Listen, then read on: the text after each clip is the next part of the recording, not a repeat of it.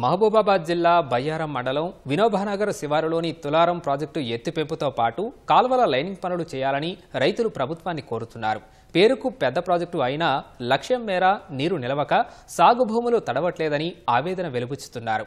మహబూబాబాద్కు చెందిన స్వాతంత్ర సమరయోధుడు బిఎన్ గుప్తా దశాబ్ద కాలం పాటు పోరాటం ఫలితంగా వట్టెవాగుపై 2005లో ప్రాజెక్టు నిర్మించారు. మొదట 12,000 ఎకరాలకు సాగునీరందించేందుకు ప్రతిపాదనలు చేసిన ఆచరణలో 2,000 ఎకరాలకే పరిమితమైంది. ప్రాజెక్టులోని ప్రధాన కాల్వ సైతం నిర్వహణ మరమ్మతులకు నోచుకోకపోవడంతో ఇప్పుడు 500 ఎకరాలకే నీరందుతోంది. నీళ్లు రాకపోవడంతో పలుచోట్ల రైతులు కాల్వను సైతం ఆక్రమించుకున్నారు. గతంలో రాజకీయ నేతలు సందర్శించినా ప్రాజెక్టు పరిస్థితి మారట్లేదని ప్రభుత్వం ఇప్పటికైనా నిధులు కేటాయించి అభివృద్ధి చేయాలని కోరుతున్నారు. ఇది ఒక 600-700 ఎకరాలు వరకు ఆయకట్టు నీరు అందిస్తుంది. అది కూడా వర్షాలు పడ్డప్పుడే పంటలు పండుతాయి, లేకపోతే పండవు. ఇది పేరుకే పెద్దగా ఉన్నది, ప్రాజెక్ట్ అనే పేరున్నది, కానీ ఇది పెద్దగా ప్రజలకు ఏం ఉపయోగపడలేదు సార్. దీని 2 గుట్టల మధ్యన వట్టెవాగు వస్తుంది.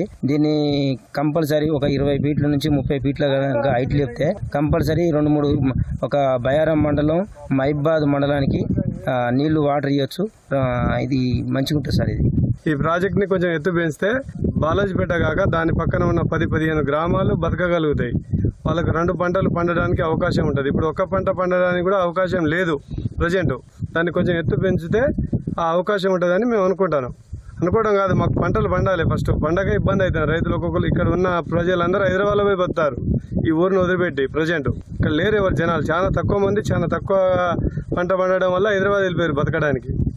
పెద్ద పెద్ద ప్రాజెక్టులకు భారీ ఎత్తున పెట్టుబడి పెడతారు. ఈ చిన్న ప్రాజెక్టులకు పట్టించుకోవట్లేరు. వీటి మీద కూడా అంత పెట్టుబడి పెడితే 3 మండలాలు సస్యశ్యామలంగా యాసింగి వానకాలం పండే అవకాశం ఉంది. దయచేసి ప్రభుత్వం దీన్ని ముందుకు తీసుకొచ్చి మా రైతుల్ని కాలువ కూడా కొంచెం ఇరుకుగా ఉంది. మాకు కొస రైతు దాకా కూడా నీళ్లు పోయే వసతి లేదు. వర్షం వచ్చిందంటే పుడుతుంది. దాన్ని అంతా సిమెంట్ ద్వారా కాంక్రీట్ ద్వారా చేసి కాలువలు సాగు చేస్తే ప్రతి ఒక్క రైతుకు నీరు మంచిగా సస్యశ్యామలంగా పోయే అవకాశం ఉంది. ఇదంతా కొంచెం మాకు ఈ వసతి కల్పించాలని ప్రభుత్వాన్ని కోరుకుంటున్నాం.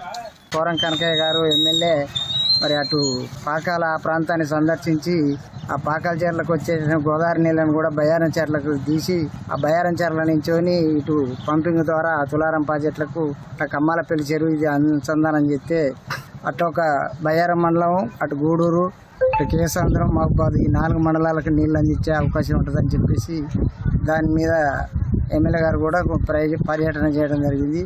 మరి ఇప్పటికైనా కానీ ఆ ప్రాజెక్టును దాదాపు ఒక 18 నుంచి 20 ఫీట్ల ఎత్తు పెంచితే అప్పుడు 2 పంటలకు నీళ్ళు అందుతాయి. అదేవిధంగా మహబూబాద్ కానీ, గూడూరుకు కానీ, బయ్యారం, గార్ల వరకు కూడా నీళ్ళు పోతాయి.